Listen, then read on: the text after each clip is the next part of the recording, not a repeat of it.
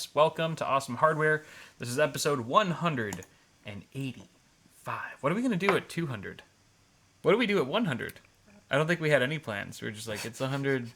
We should have planned something. It's probably going to be the exact same thing for 200. Maybe at 200. Whoa. Sorry. Whoa. At 200, we can go back and rewatch the episode 100. Yeah. Just make it like a throwback. Paul and Kyle react to their 100th episode. Yeah. On their 200th episode. People would be excited about that. Maybe we'll switch things up and silence our cell phones.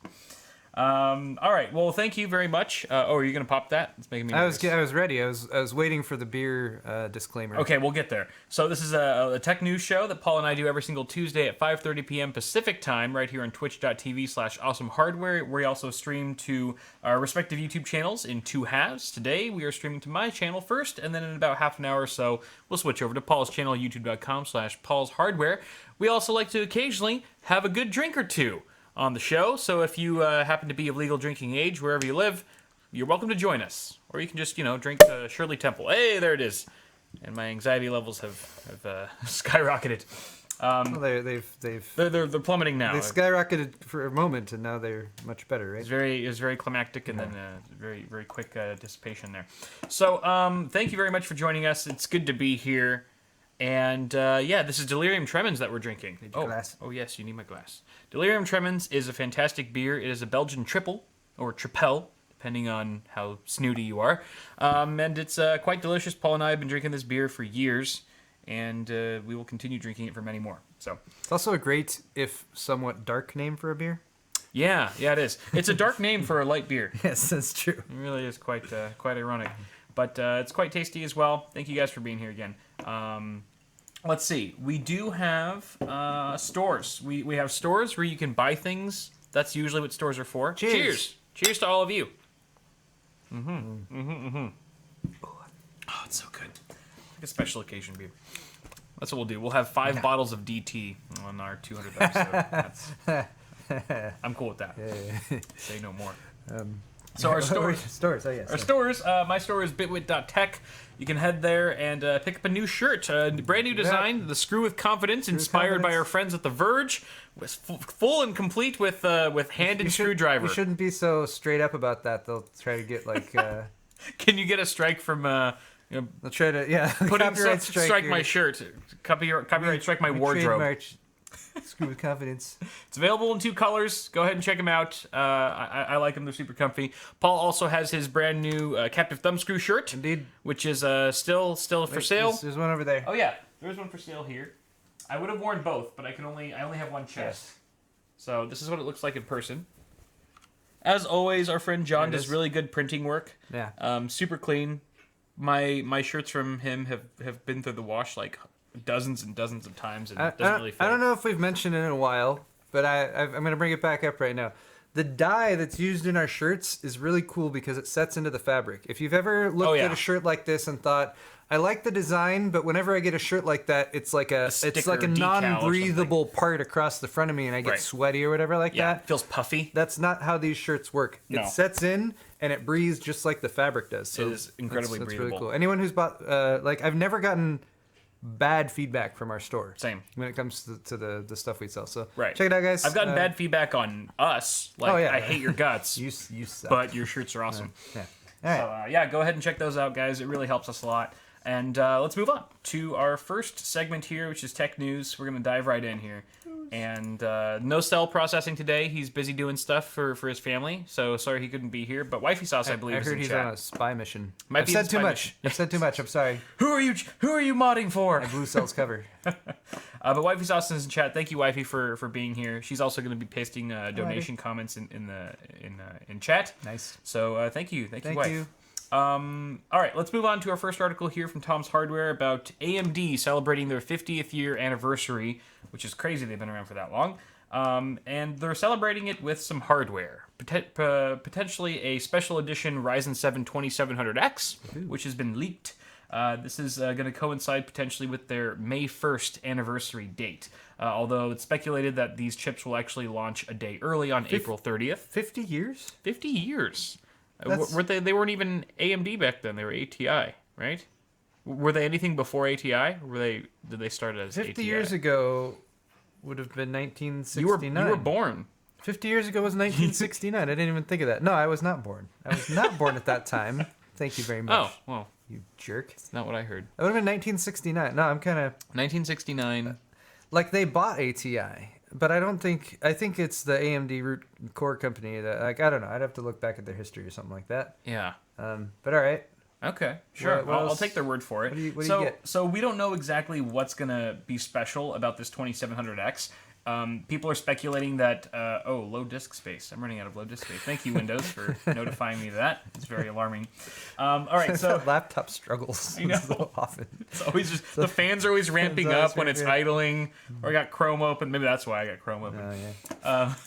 But it's listed for pre-order at $340 US, which is a bit of a premium, $45 over its $295 price point for the regular standard edition. But we could potentially be looking at commemorative packaging that if you're a collector, that sort of sticks out to you. Engraving. That'd be kind of cool if it was a custom engraved CPU. AMD is known to do that. We got some custom engraved CPUs, Threadripper chips from them not too long ago. It also might include sort of a fancy certificate saying that this was, personally, I don't know. Where'd I put mine? Personally magnified glassed, personally inspected by Lisa Sue herself with a fancy signature or something like that. I think it's up there, but... Oh, your chip? All I see right now is the Vega. Yeah, we Vega 7. A lot of us YouTubers got special engraved Threadripper chips. Was it for the first gen or second? Just second gen. Yeah, it was when the 2000 series. Yeah, and they engraved with our channel logos and stuff. It was really nice. I didn't give them my vector image for my logo in time, so it just says Paul's Hardware. I mean, I'm still happy that it's there. Your name is still on a Threadripper CPU. It wasn't quite as cool as the ones with the logos. That was my bad. They asked for it, and I didn't follow up in time. Anyway, so neither here nor there. What else? So because that's a decent premium. They're talking $40, $45 over what you pay right now for a 2700X and 2700X prices. So we're hoping it's something more than just the packaging and RGB CPU. Although that'd be pretty cool. I'm guessing binned. Maybe they're running at higher clock speeds out of the box. That'd be cool. Or they can at least be overclocked to higher clock speeds. That would be nice as well. But who's to say, as they say. According to chat, by the way, AMD has always been AMD. They've got headquarters up in Canada. Okay, that's all I'm going to say. But ATI was probably the one that was in 1969. That started in 1969. No. ATI is a newer company. AMD bought ATI. Oh, okay. Yeah, that's where they got Radeon. Gotcha. That was back in. Okay, so AMD 2007. Oh, someone in chat said ATI was 1985. 85 was ATI? AMD was founded May 1st, 1969. ATI Tech was 1985. Thank you, Nuked Athlon Man. What would we do without you, chat? Yeah, you're very helpful. Cool. You guys want to run the show? That'd be great. Let me sit back. So if you guys aren't interested in any 50th year anniversary Ryzen CPUs, maybe you're interested in an AMD 50th year anniversary motherboard. Hey. Like the one that's coming from Gigabyte, known as the X470 Aorus Gaming 7 Wi-Fi 50, aptly named. It's going to feature some cool, nifty features, like a swappable overlay next to the 24-pin connector. I believe that's the LED portion. This? Yeah. I think that's swappable. You can 3D print. You can 3D print your own. That's cool, but it's not new. It's not new. They've done that before. Yeah, that's true. So I don't see anything quite as unique about this board as I've seen with, or speculating on the 2700X if it does come with higher clock speeds, or if it's binned. It does look like it has good heat sinks on the power delivery, at least. Like the real heat sinks, like actually fin stacks, a bunch of fins and everything. Not just some sharp, an actual heat pipe between them. Yeah. All right. So that's kind of cool. It's going to have a 10+2 phase power delivery, so 10 power phases that feed up to 40 amps to the CPU, and then the SoC or memory controller is going to get 2 power phases rated for 50 amps. So that sounds pretty nifty as well. A bunch of other features on here, none of which are particularly unique. You've got a couple M.2 slots on there, plenty of SATA 3 and USB as well. 2 USB 3.0 headers down there, it looks like. So it is going to support DDR4 memory as well as ECC DDR4. So that's kind of interesting if you wanted to maybe get some more reliable memory in there. But yeah. I'd like to see USB 3.1 connector. Oh, there isn't one, is there? Oh, wait, no, there it is. I'm sorry, it's tucked in the away. middle. It's right there. Yeah. Never mind, guys. It's got it. It's blending. It's camouflaged. Nice feature set on the board, at least. Is there a price? Yeah. No price or availability. We're speculating availability to be around May 1st, perhaps a day early. And then finally, the 50th year GPU. This is also from Tom's Hardware. They're showing off a Nitro Plus Radeon RX 590 8GB AMD 50th Anniversary Edition in case you just wanted to own the GPU with the longest possible name ever. It's gold! Hey! Is that gold I or thought yellow? it was, yeah. It looks kind of yellow. I would have never known it was gold unless I read the article. It seems way more yellow to me. Yeah, I don't know if they just blasted out the picture or something. Like, even the box looks yellow. I was like, ugh! It really depends on the gold execution. It should be a bit more bronze, I think. It looks too neon.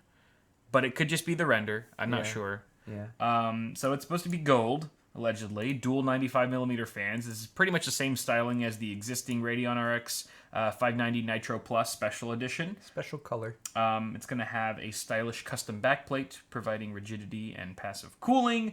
It's going to be packing the same specs exactly as the non-50-year anniversary edition of this card, with the exact same 1560 megahertz boost clock. So this seems to be more of an aesthetic sell than anything. There's a backplate too. There's no... Like, that's yellow. That's not... Right? You can see because in the picture, the connectors, these those are are gold. actually gold. Right. Like, yeah, gold has a little bit of orange so to that's it. the color of gold. A little hinge of orange. Quite literally. Yeah. In this picture, and Yep. then you have yellow next to it. So yeah. It's either a really bad render or they just don't know what the color gold is. Okay. And they're calling yellow gold. I'm okay with it being yellow. Just call it yellow. should say it's yellow. Say it like it is. Right. So that's that. It's probably the least exciting of the of the 50th year anniversary products. But you guys let us know what you think. Next up, we have an article from WCCF Tech, also about AMD, this time in a very different vein. It's about their SoC that's expected to power the next-gen Xbox and PlayStation consoles. Gonzalo? Gonzalo is the codename for the SoC, and very famous person Apisac was first to spot the AMD Gonzalo SoC. It's thought to be the chipset that's going to power the next-gen consoles. That was earlier this year. He speculated that it was going to be powered by AMD Zen and Navi Tech, featuring 8 cores with a base clock of 1.6 and a boost clock of 3.2 gigahertz. Now, Apisac has found a new entry of the SoC in the 3D Mark database, of course. Someone keeps forgetting to unplug that Ethernet cable. The Z at the beginning of the codename indicates that this is a qualification sample, meaning that we're a lot closer to the production stage than we initially thought. Okay. Meaning that we could possibly see next-gen consoles arrive later this year, potentially for a fall release, although the article speculates they're betting on 2020 as that year, especially because Sony will not be at E3 this year. It's the first time in the convention's history that Sony won't have a presence, which can only mean that the consoles are definitely not launching this year, in my opinion. They would totally be there if it was. Or, and I say this based on absolutely nothing, it'll launch but before. just an idea that popped into my head. Yeah. Maybe they're going to do like an NVIDIA has done, or there's multiple companies that have done this, but like they don't want to announce it at a big event that lots of other announcements are happening at, so they backed out of that one so they could put all the resources into a special Sony-only event that they're going to have, where they will do the announcement. With no one to steal their thunder. Yeah. I've seen that happen before. Yeah, that's... Just, like I said, that would be exciting. I have no basis for that, but it's a maybe. We all know, we all know the connections you have at Sony, Paul. I have huge PlayStation connections that I have. Thank you for those. I'm all over the PlayStation launches all the time. You're playing with PlayStation. So there's a French website, Jeux Vidéo, which rumors that there will be 2 Microsoft consoles to be announced at this year's E3. A cheap discless model that'll be all digital, very much like the Xbox One digital that's launching like this week or something like that. That's going to be less powerful, and then of course there's going to be the full fat, if you will, console with all the beefy, juicy bits installed inside of it. So that's going to be a bit more, 4K heavy and have some fuller features, I would imagine. So I guess keep your ear to the ground about that if you care at all about those things. let's move on to our next article here. This is about this is sort of in relation to the title of my half of this episode, which is YouTube Sucks, and I think this article illustrates it well. There's a YouTuber known as Modern Vintage Gamer. He has about 180,000 subscribers, so a pretty substantial size. You know, it's not massive, but definitely you could build a livelihood on that, especially if you got the view counts there. And he recently announced that Nintendo was flagging several of his videos about emulating old games on the Switch. So these were 4 videos that were all flagged and strike down within a week. And they all happen to be Switch homebrew videos. So they're all talking about emulated games running on your Nintendo Switch, which is still a very current and popular and relevant console. And so Mr. MVG, Modern Vintage Gamer, known as Dimitris Giannakis, says that they were all flagged and that he believes that they were used in fair use, that his videos fall under fair use, and that the reason Nintendo gave for striking these videos was for the inclusion of small amounts of gameplay footage from games like Super Mario 64 and The Legend of Zelda: A Link to the Past. So according to Nintendo, they weren't even striking him for emulation, they were striking him for content ID, essentially just showing images and footage of their games, like Nintendo has been very well known to do. From my understanding, they had pulled back on that, because we've talked years back about Nintendo being very kind of draconian about people streaming Nintendo games. I thought they had realized that was a bad idea and sort of pulled back from that. But if they are now using that same excuse of streaming what they claim to be their copyrighted content for something else, which is obviously like, you know, if you're showing people how to use an emulator or something, or how to get Nintendo games and play them without paying for them, then you could see why they wouldn't want that to be out there. Sure. Whether or not it's legitimate for people to do that with their own hardware, or for games that they already own, I would say yes, they should be able to do that. Yes, and that's actually what this guy's saying. He's using Nintendo hardware too. He's emulating them on the Switch, so it's not like he's saying, "Hey, get your PC and do this." They would still need Nintendo hardware to do it. Yeah, he's still advertising Nintendo ecosystem at the end of the day. And he does state that he owns physical copies, legal physical copies of all the games he emulates in these videos. So even if that was the real cause of why Nintendo's striking him, it just doesn't seem valid. Yeah. And so this poor guy tried to refute all of these claims, and he was unsuccessful on all 4. So I don't know how many, if that counts as just one big strike against his channel, or if that's multiple strikes. Obviously, it can't be 3, because then you're subject to actual termination of your entire channel. But I was hoping for a happier ending when I started reading the article, but it's kind of sad. It just says that he, while he's received some good advice about how to mitigate future potential copyright claims, unfortunately the threat is always there, and it's just not worth the trouble. And so he's decided that he'll no longer make videos about the Switch until it becomes a legacy platform. So he's actually changing the style of his content based on these, I don't know, seemingly false allegations that he's, a threat to Nintendo's livelihood. If anything, it's the other way around. They're a threat to his, and YouTube doesn't really seem to be doing anything to support this creator on their platform.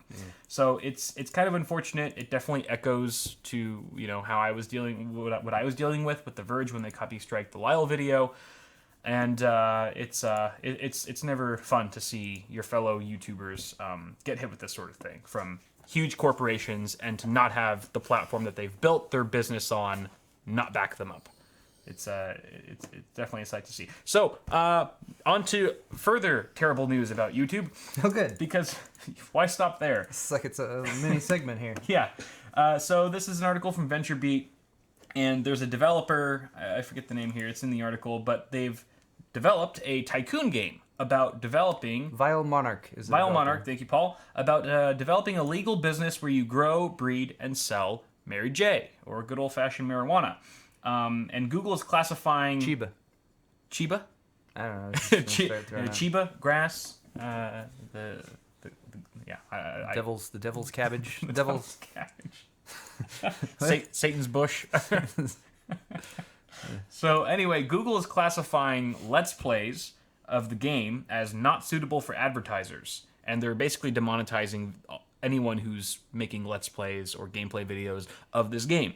And if you look at the game, it's a Tycoon game. It's like 2D, mostly 2D, and it's very like animated. And there's nothing like the content seems so innocuous. It's really just like any Tycoon game, but replace variable X with weed, and you have a game. And yet they're striking these people down, demonetizing their content, which is really a twofold. It's hitting content creators who do Let's Plays regularly, and it's also hurting the developers because now no streamers or no gamers want to play this game if they're not going to be able to make a living off of it or make some money off of it. So it's it goes on to say the developer had no idea that it would be this difficult to push this game because of just how harmless the content is, especially since marijuana is increasingly becoming legalized in more and more U.S. states, but there's still that whole tricky element to it being federally illegal. Schedule 1. What's that? Schedule 1. Schedule 1. So right up there with your heroin and your cocaine. And exactly. And yet you can purchase it like it's, milk at the grocery store here in California and many other states now. They just hand it out here. They do. Go on the street without somebody just here's some weed. Free samples. They're force feeding us. That's why we're all so enlightened. That's what it's like in California. Yeah, it's accurate. So anyway, it's also interesting and somewhat hypocritical that in YouTube's own terms of service and their policy, it says videos discussing drugs or dangerous substances for educational, documentary, and artistic purposes are generally suitable for advertising so long as drug use or substance abuse is not graphic or glorified. And in nowhere in the game does it show like people. There's no marijuana glorification. It's really just you're running a business and you see your numbers go up the more weed that you breed and sell. There's no one using using weed in the video. So devil's advocate here, you could say, well, they're showing how profitable it is to grow and sell marijuana. So obviously, that's why it's objectionable or whatever. I have a suggestion though for Vile Monarch, the developer of Weedcraft, or perhaps Devolver Digital, its publisher, if any of you guys are listening, reskin this game and call it Opiate Craft. Yeah. And just sell opiates. Right. Like your Oxy or whatever, your fentanyl or whatever, all that stuff. Which seems way worse. Which is theoretically illegal if you have the right licensing and stuff here in the United States, but is much more of a problem, in my opinion, a much more massive problem right now. Yeah. And see if it gets through then. I don't know. I mean, just to see what the power dynamics are when it comes to YouTube demonetization of subjects like that. Right. Just to sort of see where, on what side it falls. That's my idea. It's so twisted and ass backwards because if you did make it about opiates, I mean, even the government knows that weed is safer than opiates. Otherwise, it would have legalized Oxycontin. Or substances like Vicodin without needing a prescription just for recreational use, like it has with marijuana. At least in some states, you would think. But even the government knows that's a terrible idea because opiates are way more addicting than any kind of strain of marijuana, and yet that's a great suggestion that Paul just made to skin it with some seemingly that's my idea. Way more dangerous drug. And suddenly it's way more legal. The system is so fucked up. But one that companies or not company. Well, what's the company? The family is the Sacklers. The company is Weed Company. The company that makes OxyContin. Oh, I don't know. A bunch of stuff coming up about them. Anyway, the family's the Sacklers. What's the company called? Walmart. Chat's gonna help me out. I'm sure. Purdue Pharmaceuticals. Okay. Yeah. Yeah. Everything they're doing is super legal. Oh yeah. I'm sure. Anyway, they've found a way to skirt the system. Thank you, chat. Everyone in chat. Your chat's wonderful. I love you guys. I also wonder, like, this was just a thought. This wasn't in the article, but how many like music videos have I seen on YouTube, on like massive channels that just feature the obligatory or just like the explicit use of marijuana or even like crazier drugs I've seen in music videos that have millions and millions of views. No problem. And these are real people smoking real drugs, and this is a bunch of pixels that people are interacting with. Like, it makes me think that some advertiser caught wind that their ads were playing on this game, and they just threw a shit. But see, your example there, you're talking about like a band or a music group or something like that, who is picked up by like a big label as well as like a distribution company, Right. with lots of money and, Of course. and lawyers. Yeah. Right. Who can go to That's court true. and be like, no, this was creative use of the drug use and everything like that. Right. But YouTubers don't have access to that, so And neither do small indie developers. or small indie developers. Yes. Yeah. So it kind of exposes this. That's a good point. This in the sort of unfair way that you're treated depending on whether you have the backing of Right. a company with a bunch of lawyers Yep. or not, I guess. The legal which system. sucks, but anyway. Great. All right. So yeah, YouTube sucks. Let's move on. Let's all forget about those last two stories. Wait, we're dropping a bunch of frames all of a sudden. No, I'm just kidding. Oh my god. They're throttling. They're retaliating. They're watching. They know. Okay. Hey, at least they watch our show. So this is an article from AnandTech. Don't worry. Are we in long. Games Report now? We're moving on to... Oh, games? just one last plug of this quick article from AnandTech. Oh, never mind. We're not Games Report yet. I promise it'll be quick. So Sharp demonstrated their 8K 120 hertz monitor. So all you monitor fanatics can gawk on that. It's HDR, actual like good HDR. I think it's probably like HDR 1000 or something like that. 7680 by 4320 resolution with a 120 hertz native refresh rate with an IGZO Tech display. Ooh. And Sharp is evaluating. They're strongly considering. It seems like they're leaning towards releasing this LCD to the community or commercially. Click here to make image smaller. Okay. Why would you want that feature? I mean, that's just what it did. So, I mean, there's really not much to say here other than we could be looking at a potential 8K 120 hertz option from Sharp in the near future. No word on pricing or availability. Again, they're not even decided yet that they're going to release it. It may very well require up to 4 DisplayPort 1.4 cables just to get the full native resolution going because of how much bandwidth that requires, which is probably not going to sell well to your average end user, but for professional use and power users, I'm sure they're not going to have a problem. It's 8K, we'll make it work. Do you remember the sort of awkward in between time when 4K panels were first starting to come out, but weren't natively supported by DisplayPort 1.4 and stuff like that? Where you needed two. Yeah, and there were these cables. weird panels they look like one panel, but it's actually 2 panels, and you need 2 cables to plug in, and it works. Yeah. Most of the time, but it's kind of quirky and has things you need to do to fiddle with and get the drivers right and everything. Yep. That's what that is. That's what happens when the Pixel and LCD tech advances faster than the cable tech. I will say I'm impressed that they're coming straight out with 120 hertz though. Mm-hmm. Usually you see the resolution like 8K or whatever, like super high resolution, and the refresh rate tanks. It's nice that they're pairing it up with that high refresh rate because 60 hertz is difficult to game on once you've become accustomed to higher refresh rates than that. Right. To say nothing of 30 hertz. But anyway. Yeah, and if you're gonna spend that much on one spec, chances are you're gonna want the other specs of that product to match it, and to be substantial for a while.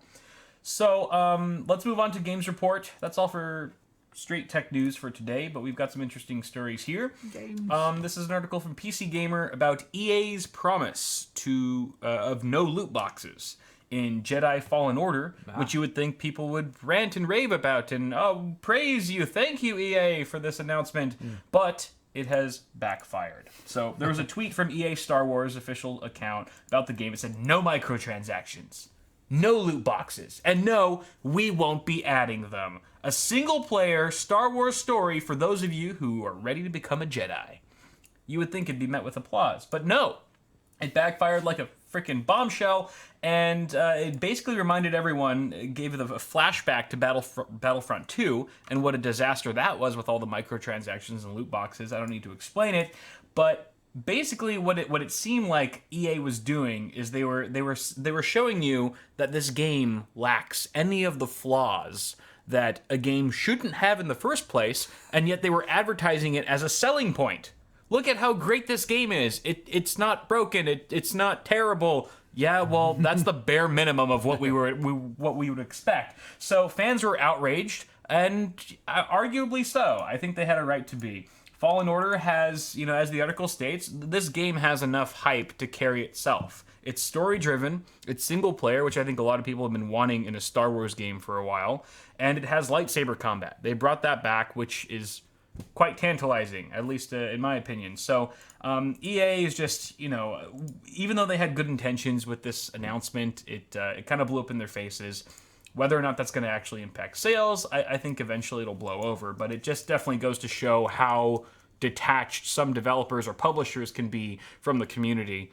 And I don't know, they need to do a rehiring process or something for their social media, because it ain't good. It ain't a good look, EA. So you guys let us know. I'm not crying. I'm not crying, chat. I'm just saying. I'm trying to feel what the community feels, and I can empathize. It's interesting because I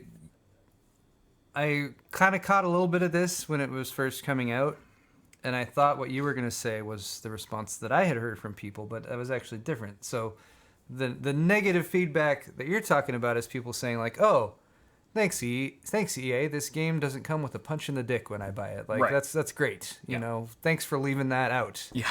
What I heard about it was like that they what was their actual statement? No microtransactions, no loot boxes. No, we won't be adding them. Single player Star Wars story.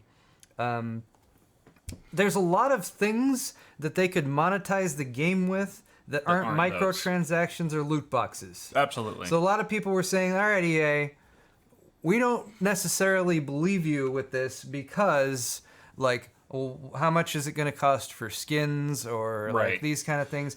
Or the game itself, like, is there going to be a bunch of episodes, or like part of the storyline that suddenly becomes like an expansion pack that should have been part of the original game, but now you got to pay an extra $29 for that or something like that." There's lots of other ways that EA could screw this up, I guess. Right. So, while it is refreshing for them to come out and say this, because it does show some awareness that people don't like these things, and that it's been really pervasive and annoying when it comes to, especially a title like a Star Wars title. Like, people are really, really wanting a really good Star Wars game to get into. Sure. But they could just be, I get what you're saying, they could just be reskinning the same sins that they did, that they made there's with the last other game. ways that they could screw this up that they're not promising not to do here. Right. So, we'll believe that EA is making an awesome Star Wars game when it launches, and the reviews are good, and all that good stuff. Which they could still do. Yeah. I would love to live in a time where cool. EA is like praised and looked upon as like a decent company. Yeah. I want because it's better for the community, but I also wouldn't put it past them if they fall into the trap that Paul was just laying out. I'd also love to see like an up and coming indie developer suddenly get the Star Wars license with something to prove. Yeah. And just do it right. Build the game that way. Yeah. That would be super something solid. like that. That'd be cool. super cool. Yeah. All right, so all right, good vibes here. Let's move on to our next article from Ars Technica about OpenAI bot crushing Dota 2 champions, and just let's see what's up with that. So OpenAI is a startup company, and they've been developing this bot, this smart learning bot, over the years. It's been playing millions. It's already played millions of matches against itself, learning, waiting for its victims to approach it and demolish it. So it actually went up against OG, which is an esports team that won the biggest competition in all of esports last year, which was the International. So you have this elite award-winning esports team going up against a bot, essentially, in Dota 2. And it was just kind of it was a cool little social experiment just to see how far AI is advanced, especially in the realm of gaming. And so they actually had to nerf some of the OpenAI's abilities. The reaction time was artificially slowed to ensure that the game wasn't just a test to see who had the fastest reflexes and stuff. But the results of the first game were that the bots came out ahead in a team fight. Now bear in mind that the bots Dota 2 has 5 players, 5-on-5, and the 5 players on the esports team were 5 individual people, but the bots had 5 individual programs, I guess, that weren't really communicating with each other like the team was, so they had that disadvantage, but they're all programmed and have learned to think very similarly. So it gives the illusion that they are working together as a team and feeding off of each other's reactions and being very responsive, but it's actually kind of one of their downsides. Still, during the first game, the bot killed 3 human players while only losing 1 themselves. And albeit, to their credit, the human team, the esports OG team, was actually able to hold out for like 30, 40, maybe even 50 minutes in the round, which is pretty good. The second game, however, which was kind of like, all right, let's see if this is a repeatable behavior, the human team, sad for OG, they got crushed. They actually got their asses handed to them in like the first 20 minutes or something. It says, though the bots can't communicate with each other, all 5 computer-controlled players think in the same way. If one thinks that it's a good opportunity to attack a human player, the other 4 of them will think the same and will join the attack. So it's kind of like a mob mentality, AI style. And so this basically gives the appearance of really good coordination in team fights, and it's sort of a coordination and a precision that human teams just can't really match right now. The article does go on to say that the bot does seem beatable. There are certain things. There's an element in the game called pulling that's referred to as pulling. I'm not exactly sure what that means. It's sort of like a technique. You don't play Dota 2 all the time? I am not a Dota 2 player. Okay. But there's certain human actions in the game that the bot does not understand or recognize. So when a team starts to pull, as it were, the bot doesn't really know what to do. It doesn't have that pattern locked into its memory, so it doesn't really know how to respond. So there are certain loopholes, as there are with any bot, that you could maybe exploit to potentially beat it, but in this demonstration, it seems to completely wipe the floor with even potentially the world's greatest Dota 2 team.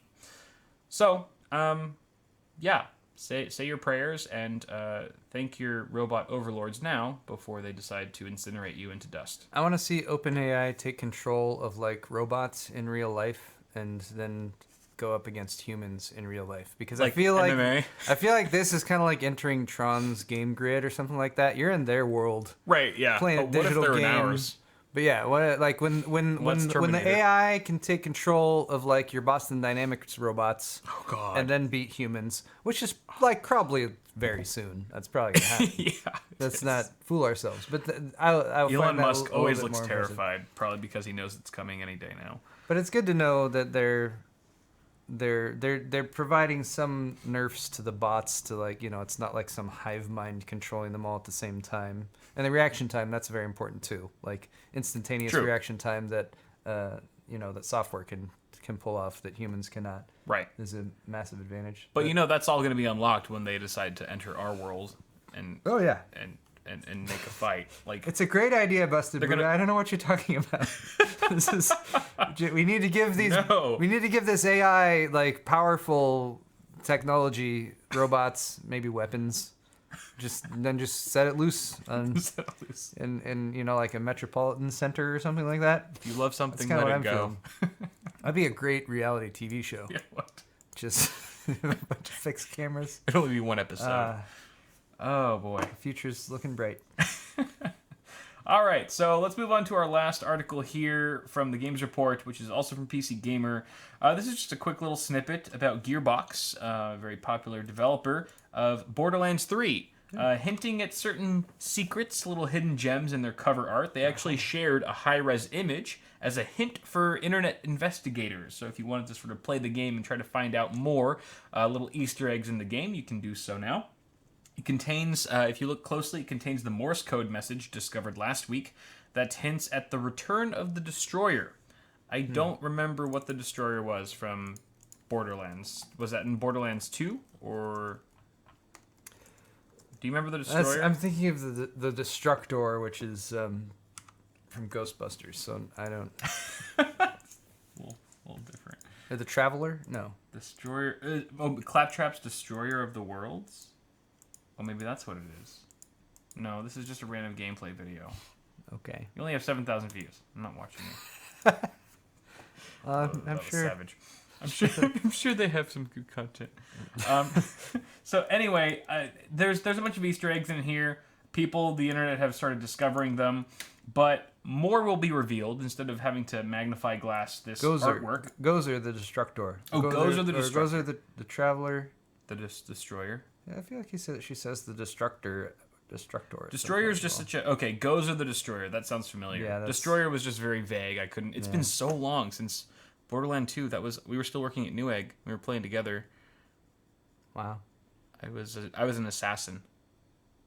Assassin was fun. I remember it was good when Borderlands 2 was a viable benchmark because it had a built-in one that was actually a pretty solid representation of the game. Didn't it? It was kind of sad when I fell out of practice because it was a pretty simple, repeatable benchmark to run. Yeah.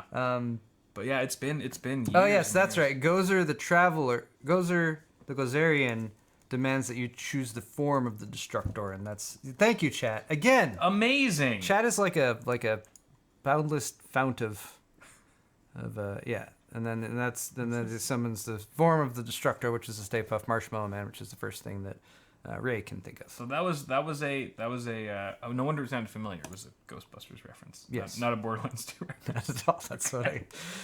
That's what I do. I just veer it completely away from what you're trying to talk about and talk about something else. That's why I bring you here, Paul.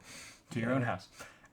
So if you guys didn't want to guess around at the artwork and just kind of like waste time on that, you could just wait for the worldwide gameplay reveal event that's going to be on May friggin' 1st, which is also the 50th year AMD anniversary. Hey. So get your special edition 2700X and enjoy some real-time gameplay from Borderlands 3. The event will feature the first ever showing of gameplay of the title, as well as commentary from the Gearbox dev team on everything from the new Vault Hunters and their respective skills, which I'm very curious about, to interplanetary travel and sweet, sweet loot.